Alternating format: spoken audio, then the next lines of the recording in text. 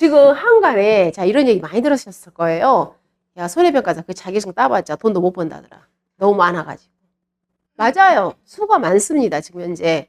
어쨌든 간에 수는 배출해요. 그러나 일반 자격증에 비해서는 수는 적죠. 근데 우리가 현장에서 이 농작물 손해평가를 하시는 분들이기 때문에 이 농작물이라는 것은 누구하고 가장 개연성이 많냐면 바로 자연재해예요. 자연재해. 즉 어제도 제가 농가부를 만나봤는데 농사는 내가 아무리 잘 질라고 해도 그건 몇 프로에 불과하다? 20%에 불과하다 그러더라고. 누가 도와주는 거예요, 농사는? 하늘이 도와준다고 그래, 하늘이. 네가 아무리 아주 용을 써도 하늘이 안 도와주면 안 돼, 그 말씀 하시더라고요. 예, 맞아요. 바로 이 자연재해로부터 밀접한 관계가 있잖아요, 밀접한. 그래서 자연재해가 많으면 우리 손해평가사는 방글방글 웃음을 짓습니다. 근데 한쪽으로 농가들은 슬픕니다. 이게 아주 애매합니다, 사실은. 그래서 올해 지금 2024년도는 손해평가사들이 지금 현장에 난리 났습니다. 지금 난리 나버렸어요. 지금 여러분 너무 바쁘면 우리가 누구 손도 갖다 쓴다고 그러죠? 너무 바쁘면 고양이 손도 갖다 쓴다고 할 그런 말들이 있잖아요. 지금 그러게 생겼어요. 지금 놀고 있는 손해평가사가 한 명도 없어요. 사람이 없어. 지금 난리입니다. 난리. 왜? 뭐 때문에요? 벼. 이 벼가 예전에는 사실은 벼가 태풍이 와서 강풍이 와서 싹 쓸어버리고 침수가 돼야지 피해가 많았거든요. 저도 손해평가를 오래 해봤지만 우리가 가장 손해평가에 있어서 하이라이트 꽃이요 몇 년도에 있냐면 2020년이었어요. 이때 태풍이 연타 3번 와버렸거든요. 9월달에 10월 그때 태풍이 연타 3번 와가지고 완전히 전국에 있는 우리 논을 다 초토화시켰었어요. 그때. 그래가지고 정말로 그때 손해평가사들이 너무너무 바쁘게 샀던 이 해였어요. 2020년도. 그때는 하루에 정말로 이 손보에서 벼 손해평가를 하루에 60만 원씩 줬어요. 일당을. 왜냐면 그때 지철 정도로 일이 많았어. 감당할 정도 못할 정도로.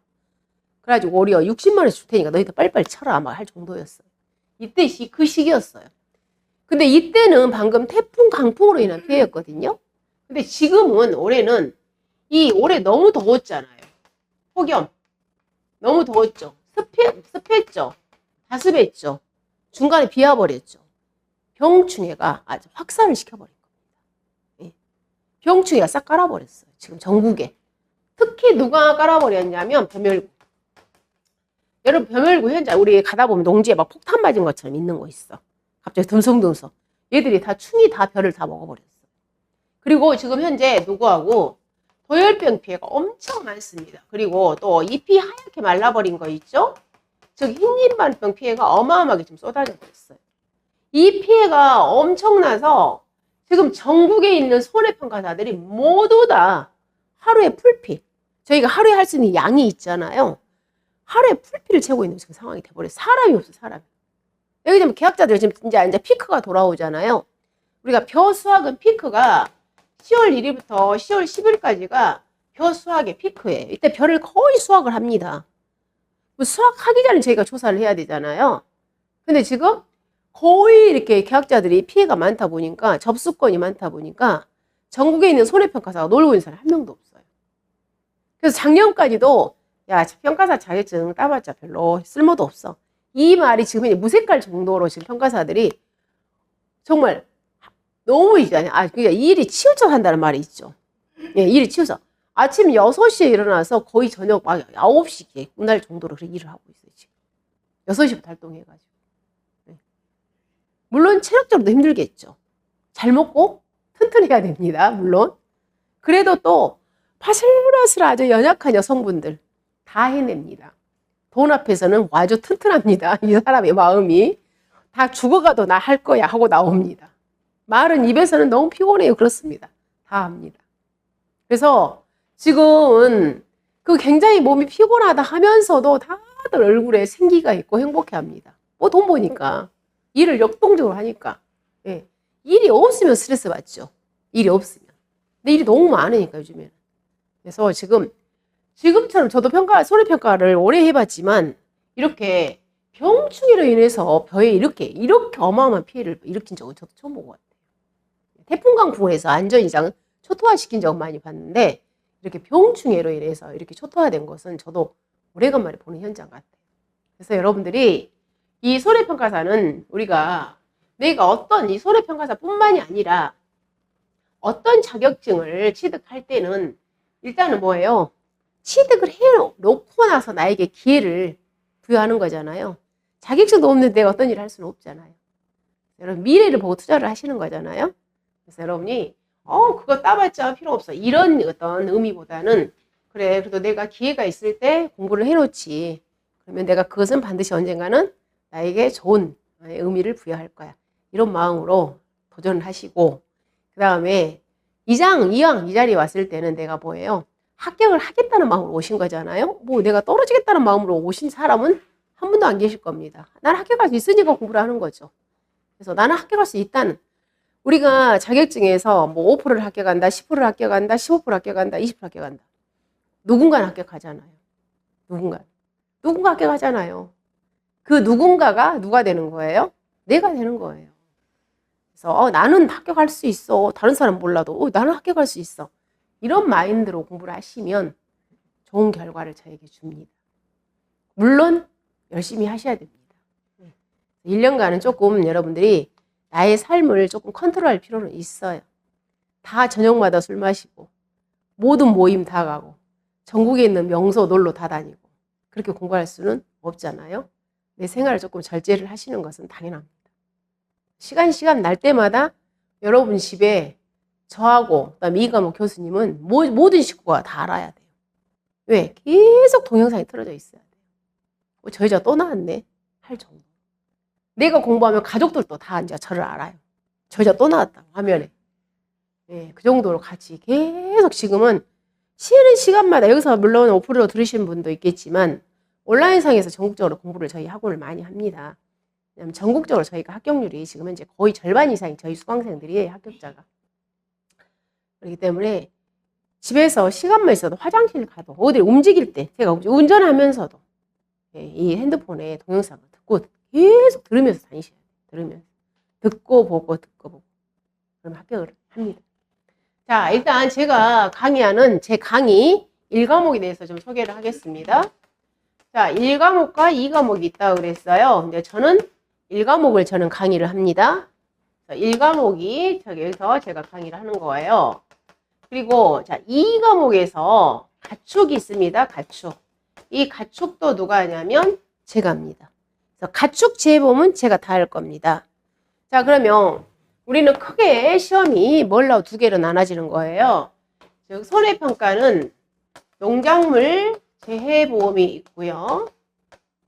그 다음에 가축 재해보험이 있습니다. 이 두 가지 다 손해평가사가 손해평가를 하는 겁니다. 우리가 소가회사에 있다. 여러분이 가서 평가를 하시는 겁니다. 그러면 이 시험 배점에 있어서 농작물 재해보험이 시험이요. 80%에서 85% 정도 시험이 출제가 됩니다. 가축 재해보험은 20%에서 약 15% 정도 시험 출제가 되는 겁니다. 그러면 농작물이 약 80점이다.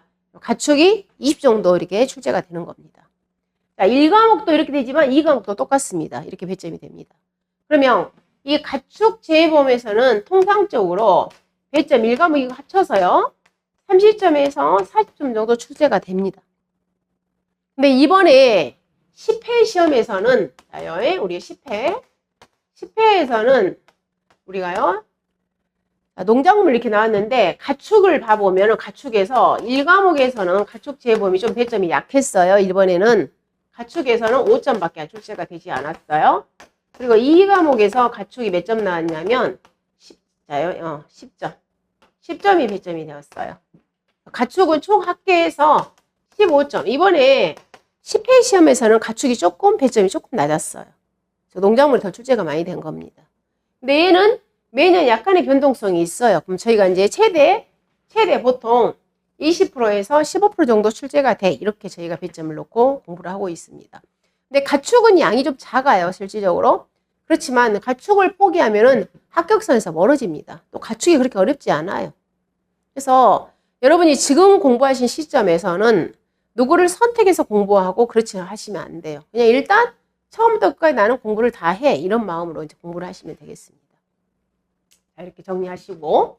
그 다음에, 자, 지금, 자, 별을 지금 현장에서 조사를 하고 있다고 그랬잖아요. 별을. 현장에서 모두 다 별을 조사하고 있어요. 별. 자, 별을 조사하고 있는데, 자, 계약자가 보험에 가입을 했습니다. 그럼 보험에 가입을 할 때, 자, 이 농지가 3,000제곱미터 농지예요. 자, 여기다 별을 심었습니다. 자, 별의 종류는 굉장히 많죠. 요즘에는 주로 성모별을 많이 심고 있습니다. 그래서 얘는 친환경이 아니라 저는 그냥 일반 재배를 하고 있어요. 그러면 자, 이 정도 규모에 있을 때 얘를 제 보험에 가입을 해요. 그럼 농가는 이렇게 계약자분은 이 농지에서 올해 몇 킬로그램 정도 어때요? 수확이 될 거라는 거 대충 알죠. 우리가 한 마지에 뭐 40kg로 해서 뭐 20개를 아니 10개를 수확을 해. 5섬을 수확해, 4섬을 수확해. 이런 건 다 할 수 있잖아요. 그래서 계약자는 충분히 알아요. 그래서 이 농지에서 올해 약 10,000kg 정도 뭐 할 거야? 수확이 될 거야. 물론 10,000kg는 택도 없지만 너무 많지만 그냥 제가 쉽게 설명합니다. 10,000kg 정도 수확이 될 거야 라고 예상을 해서 뭐 한 거예요? 보험에 가입을 한다 그 말이에요. 그러면 이 예상한 이 10,000kg을 용어를 무슨 용어로 쓰게 되냐면 평년 수확량이라는 용어를 쓰는 겁니다.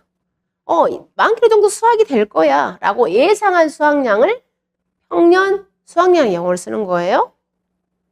그래서 이 10,000kg에 대해서 나는 뭣도 보험도 가입을 할 거야 해서 이 10,000kg을 다른 말로 또 뭐라고도 표현하냐면 나는 10,000kg 보험에 가입할 거야? 가입을 했다 해서 가입 수확량에도 표현합니다.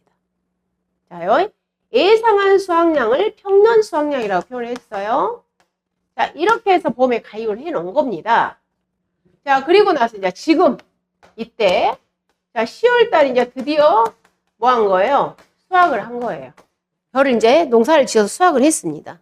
근데 수확을 했는데 올해처럼 뭐 해가지고 가뭄이라든가 또는 뭘로 인해서 병충해로 인해서 수확이 확 떨어져 버렸습니다. 수확을 해보니까 수확이 몇 킬로그램 나왔냐면 6,000kg이 수확이 되었습니다. 6,000kg. 몇 킬로가 수확이 감소가 돼버렸냐면 4,000kg이 감소가 돼버린 거예요. 줄었어. 어떤 뭘로 인해서? 자연재해나 병충해로 인해서. 자, 4,000kg 줄었잖아요.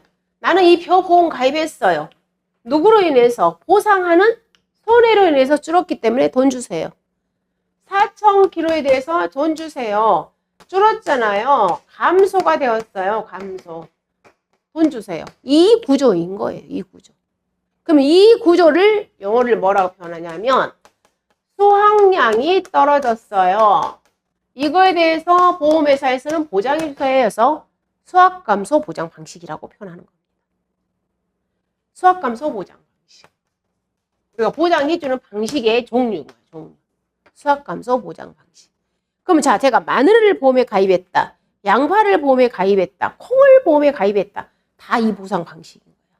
원래 이 농지에서 이 정도 수확이 될 줄 알았는데 자연재해로 수확량이 떨어졌어. 그 떨어진 만큼 뭐 해주라?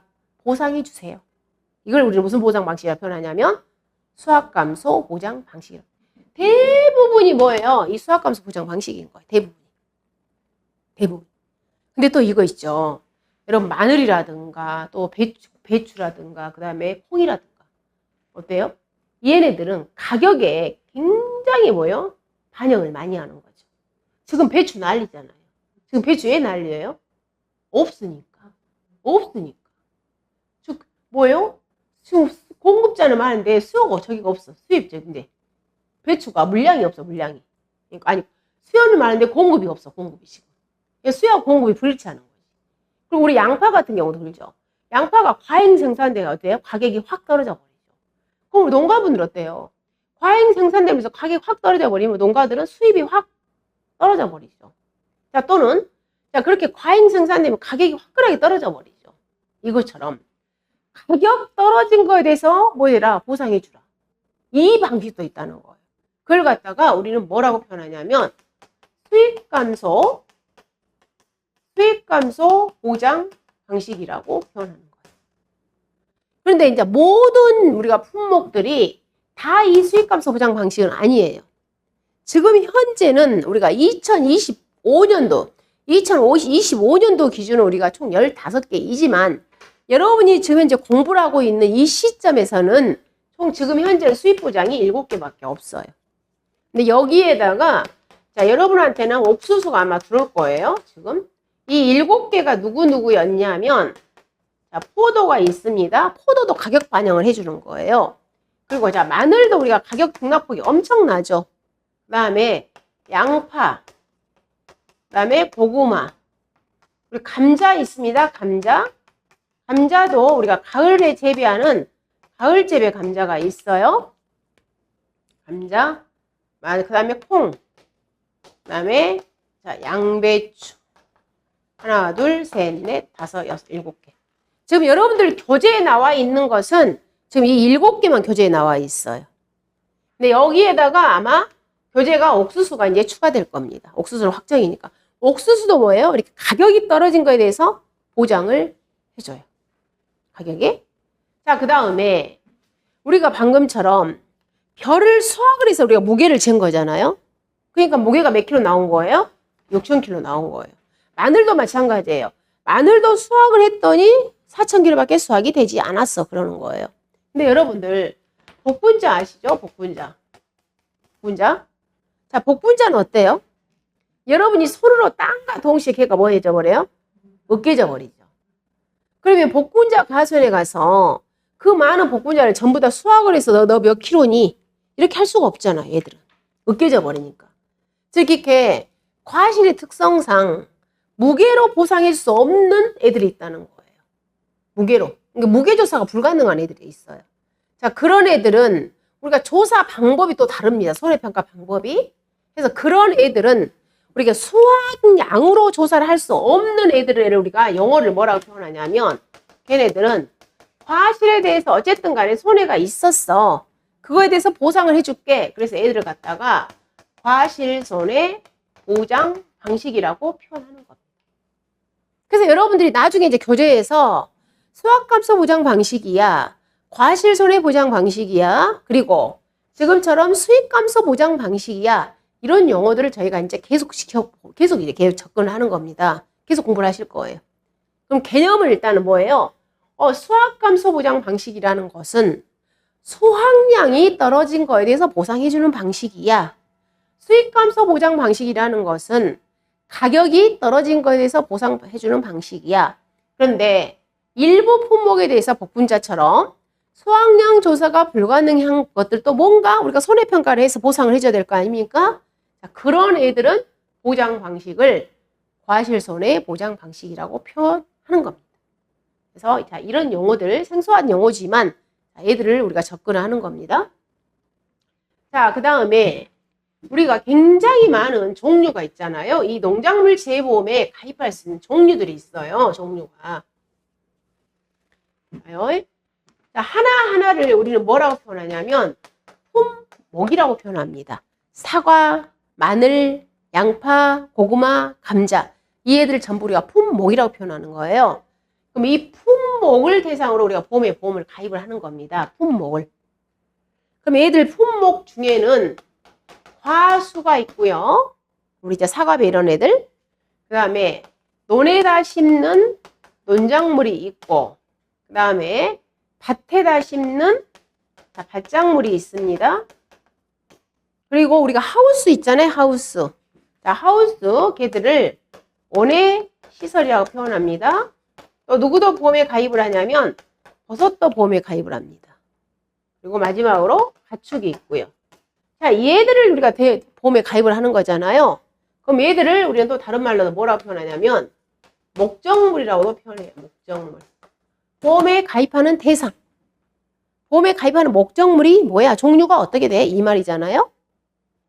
자, 과수는 크게 과수의 종류는 엄청 많죠. 사과, 배, 단감, 떫은감 종류 많잖아요. 그래서 사과가 있습니다. 배가 있습니다. 자, 단감이 있습니다. 떫은감이 있습니다. 자, 단감과 떫은감은 서로 다릅니다. 완전히 서로 달라요. 우리 일명 대봉이라는 거 있죠? 대봉을 떫은감이라고 표현하는 겁니다. 자, 그 다음에 이제 누구누구 있어요? 뭐 복숭아, 종류가 많이 있어요.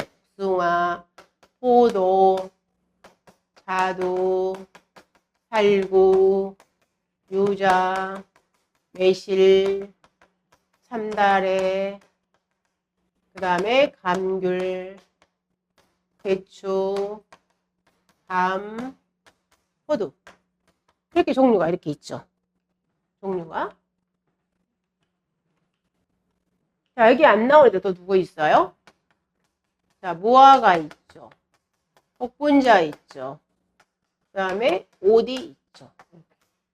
이런 애들이 다 여러분들이 공부할 품목들인 거예요. 얘들을 다 봄에 가입을 하기 때문에 얘들을 다 공부를 해.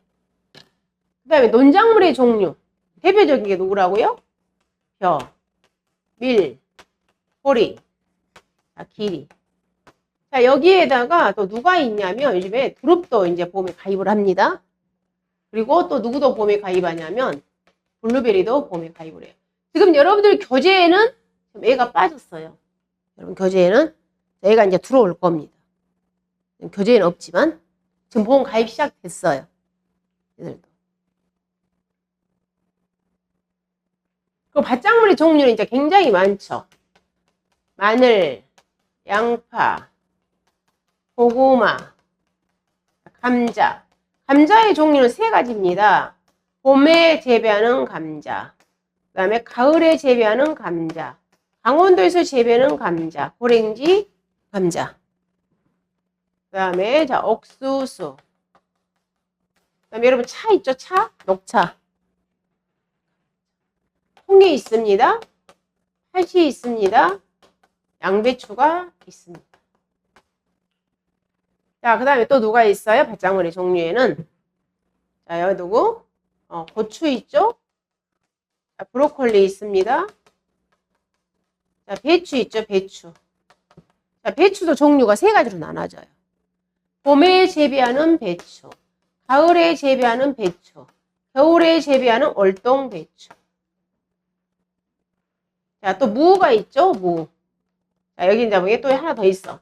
강원도에서 재배하는 고랭지 배추. 다 하나하나. 무도 마찬가지. 가을에 재배하는, 아니, 자, 월동무. 그 다음에 고랭지 무. 자, 또 파도 있습니다. 파. 파는 쪽파하고 대파로 따로 분류합니다. 당근 있습니다. 단호박 있습니다. 시금치 있습니다. 메밀 있습니다. 그리고 또 누가 있어요? 양상추도 봄에 가입입니다. 그럼 여기에다가 플러스 자, 또 하나 들어올 거예요. 지금 교재는 없어요. 교재는 없는데 누가 들었냐면 우리 수박 있죠, 수박. 자, 노지 수박도 이제 봄에 가입시켜 줍니다. 예전에는 하우스에 재배하는 수박만 봄에 가입시켜 줬거든요. 노지 수박도 이제 봄 목적물이 되었어요. 종류 엄청 많죠. 그리고 자, 이 온해 시설이라는 것은 말 그대로 뭐예요? 하우스예요. 하우스에서 재배하는 그 안에서 재배하는 뭐 딸기, 파프리카, 토마토, 오이 막 이런 것도 있잖아요. 이런 것들. 그리고 이제 버섯도 버섯은 4개만 봄에 가입할 수 있어요. 버섯은. 즉 표고버섯, 양송이 버섯, 그 다음에 새송이 버섯, 느타리 버섯. 이것만 가입을 해요. 버섯은 딱 4개밖에 안 돼. 표고, 양송이, 새송이, 느타리. 자, 이 꽃도 우리가 봄 가입합니다. 꽃. 하우스 안에서 재배하는 꽃. 그럼 꽃은 누구냐면 장미, 백합, 국화, 카네이션. 이렇게. 자, 여러분이 공부할 게 바로 얘들인 거예요. 얘들을 공부를 하는 거예요. 왜? 농가들이 봄에 가입을 하니까 손해가 발생하면 가서 여러분이 얘들을 평가를 해주셔야 되니까. 자, 그리고 가축은 지금 현재는 몇 개가 봄에 가입하냐면 16종이 봄에 가입을 하고 있어요. 가축은. 자, 누구누구냐면 소, 돼지, 말, 그 다음에 오리, 메추리, 꿩, 닭, 네? 관상조, 거위, 실면조, 사조.